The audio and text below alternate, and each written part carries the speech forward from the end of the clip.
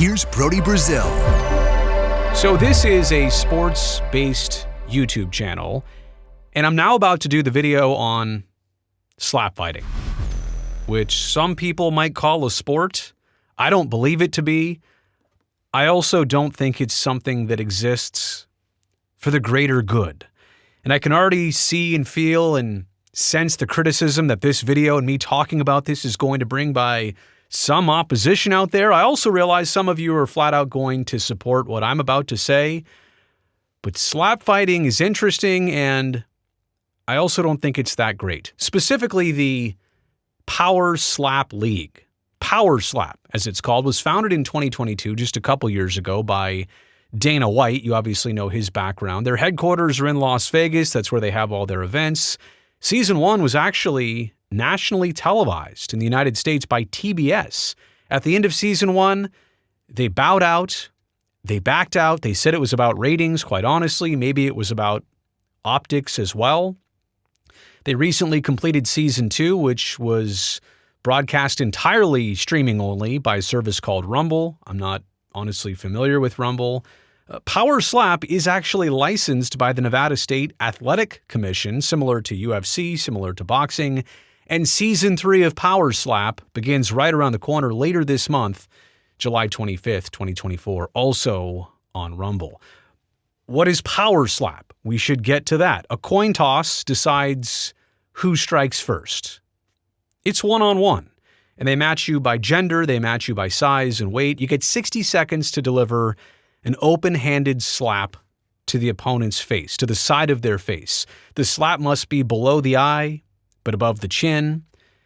The slappee, if that's what we're calling the other person, may not flinch, cannot raise the shoulder to try and block it. They also can't tuck their chin to change the angle. You get 60 seconds to recover after being slapped, and then you alternate turns. It goes one round, then the other round. It's kind of like baseball, I guess. One team gets to hit, then the other team gets to hit.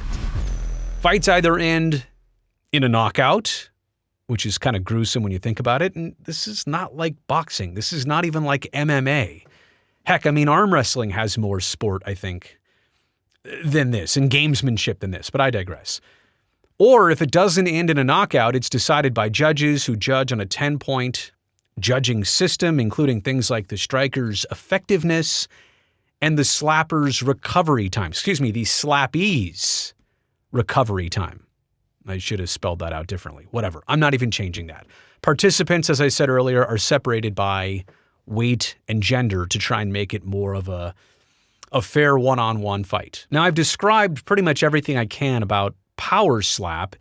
It would have been so much easier just to show you some highlights, show you some footage, show you some examples of what I'm talking about so I didn't have to say all that. Problem is, I'd show you that footage, but I'm worried that if I put it here on a video on this channel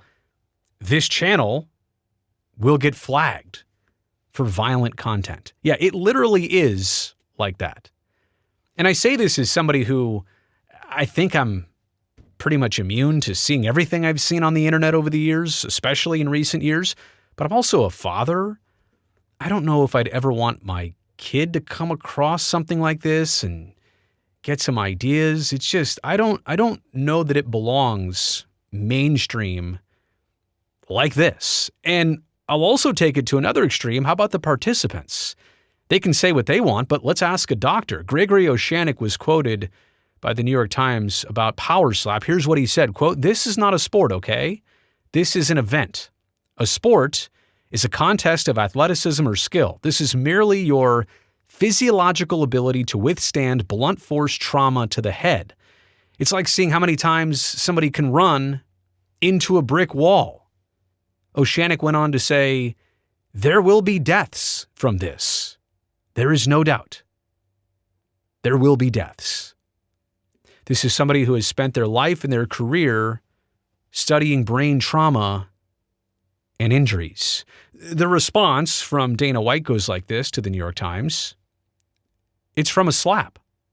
Just a slap," Mr. White said, laughing. Quote, "They're acting like you just watched somebody get hit with a baseball bat." Dana White also points out, quote, "We don't get enough credit for this. Never a death or serious injury in 30 years of the UFC. It's a combat sport, but we spend the money to make sure it's as safe as you can possibly make it, and it's the same with power slap, end quote.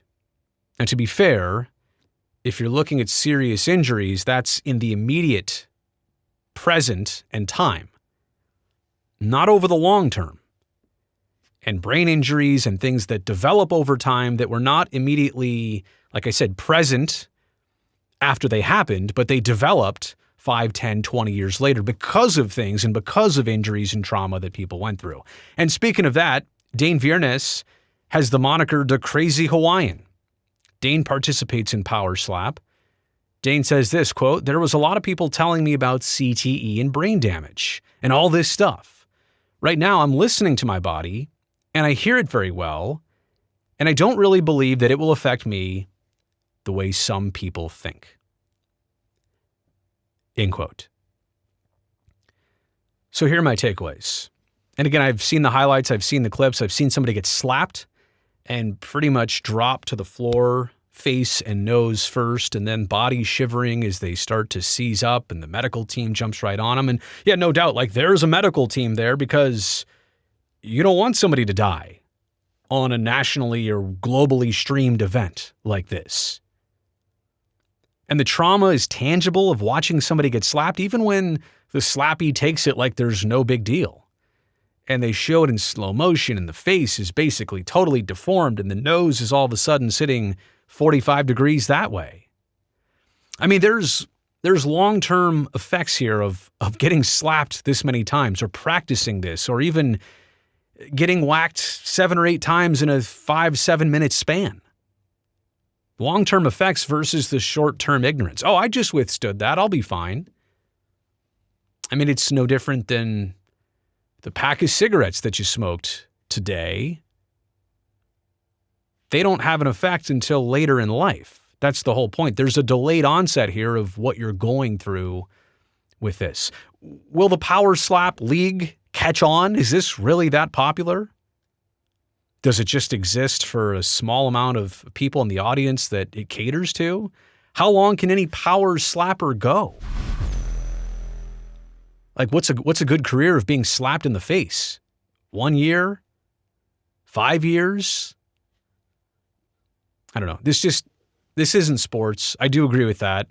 I don't think it's a good thing to necessarily have out there. I don't mind that it exists. If people are going to do what they want to do, I'm not really here to stop you. Go ahead. People do crazy things all the time that I would never want, but I don't know that we should ever treat this like sports. I don't know where the tact is here and just ramping up and trying to whack somebody across the face as hard as you can. Yeah, of course, I guess there is strategy in that, but is this sports? And if we just eliminate it from the sporting conversation, it can be its own thing. It can go survive on its own. I don't know. I just saw some clips of this. I saw a story on it. I did a little bit more research on it. And I try and be open-minded about everything. This one, I don't know if this one is going to last, nor should it. You made it here to the end of this video. I greatly appreciate the support. Thumbs up down below if you would. I would like that. It'll help me, this video, and this channel. But what I would really love, if you go down there and hit that subscribe button. If you're new to me in this channel, I'm glad you found me. I want to make sure you come back. The best way is for you to subscribe right now so I can definitely see you next time.